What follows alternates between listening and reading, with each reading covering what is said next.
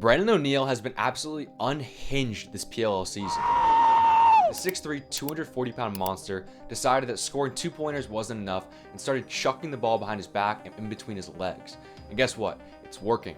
As of July 29th, he has 30 points and is tied for most goals in the league. While most of us will never shoot like Oneil, there are 3 principles I'll teach you can copy from his game. That's manipulating your matchup around pics, catching the ball loaded, and using double teams to get more assists. In this video, I'll dissect 7 game clips to show each principle in action. Then you can use them the next time you play. Here, Oneil starts his dodge in the high wing with a downfield pick. Oneil's goal is to get his defender level with the pick and then make a move. The first thing to notice is these little jab steps and how they affect the defender. The defender is heavily shading upfield. This is because Oneil is a lefty, so he wants the top side to shoot. These heavy plant steps with his top foot make it look like he's going to split down the alley. So both times he does it, the defender moves a little bit more downfield to prevent a free alley dodge. Now, 2 things have happened. Oneil has gotten the defender square with him instead of shading the top side, and the defender's level with the pick. Even though Oneil rejects the pick, the defender was trying to get over it, which even further committed him downfield. All of these little pieces took the defender from this upfield positioning to this downfield positioning. Now when Oneil rolls, he has complete open space to shoot. This time Oneil shows how to get strong hands every time for a shot. Oneil catches this ball up top with a pick ready.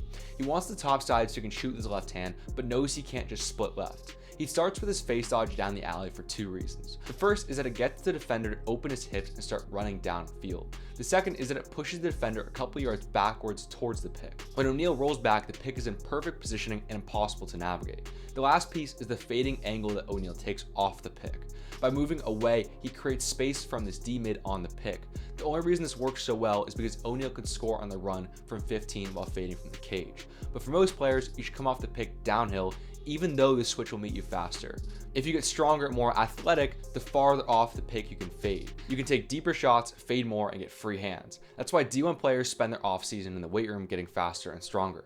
To help you train the same way, instantly download our free blueprint lifting plan in the description below. It is 4 days of lifts and a bonus speed day to drop your 40-yard dash time and boost explosiveness. Hit the link below to grab the plan and start training like a D1 athlete today. Here, Oneil shows how to play with defenses to score more goals. When Oneil catches this ball, watch how he immediately makes himself a threat by coming into a crow hop. Too many players catch the ball sitting back waiting for something to happen. What you need to do is be an instant threat and draw the defense out. As Oneil dodges, the archers almost instantly slide into a double team. Oneil knows it's useless to drive through this, so he bounces away from pressure with his head up to feed. With his head up, Oneil notices 2 things that make him dodge instead of pass. First, the original pull comes off the double team to find another matchup, leaving Oneil with a clear one-on-one. Second, since the archers have already slid, the entire left side of the field is wide open. It would be a huge mistake for Oneil to feed the cluttered side of the field. Instead, he redodges to the open space for the goal. This time, Oneil shows how to use fakes from the outside to score more points. The Outlaws are a man up as the ball gets whipped around towards Oneil.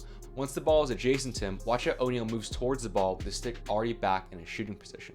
Once he catches it, he's already in a crow hop. This is so effective because this defender has to close 7 or 8 yards while Oneil's already winding up. That causes him to rush his approach to Oneil and not break down. If he caught it and then winded up, the pull wouldn't have rushed out.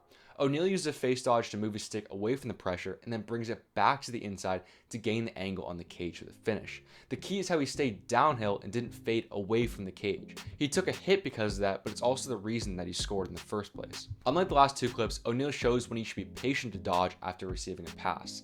The Archers' defense is settled in and Oneil gets the ball on the outside. In this position, the Archers will send a double team immediately if Oneil decides to attack down the alley. So Oneil stays patient until he sees Donville running up to set a pick. The key is how he attacks before the pick gets there. Defenders can easily navigate picks if they see them before the dodge starts, but by attacking right as Donville sets the pick, the defender has no idea if it's there and can't get around it. That sliver of open space gives Oneil free hands for the shot. Now, most of us won't be shooting on the run from 15 yards, but the same concept still applies. Try starting your dodge as the pick is coming in or as it's being set, not after it's been sitting there. These next 2 clips show how Oneil's progressed as a player. Everyone thinks he only has a hard shot, but in the PLL, he's been playing with a new level of creativity. He's throwing BTBs and in between the legs every single game. This is what you need to strive for as a player. Not the BTBs, but not being put in a box. You don't want to be the guy who can only do one thing. Those players are the easiest to scout and shut down. If you're a dodge first kind of guy, start to have your head up and look to feed more. This time Oneil shows why dodging hard is always the most effective strategy. Oneil dodges down the alley and is just met with good defense. After slipping up, he realizes he isn't going to get much out of the dodge, but something happens. Just by dodging hard down the alley, he draws the attention of every single defender. Oneil understands his presence, so he keeps his head up as he retreats away. And guess what? Anderson's wide open on the backside. This is why the best goal scorers have the opportunity to be the best feeders in the game as well. If you have a reputation of always going to the cage, slides and attention will be sent to you. That leaves your teammates open all the time. Keep your head up. Brennan O'Neill is a freak of nature and will continue to dominate the league for years to come, and I'm excited to watch it.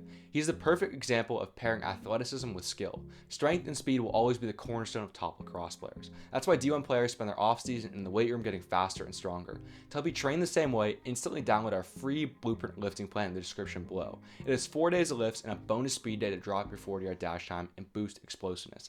Hit the link below to grab the plan and start training like a D1 athlete today.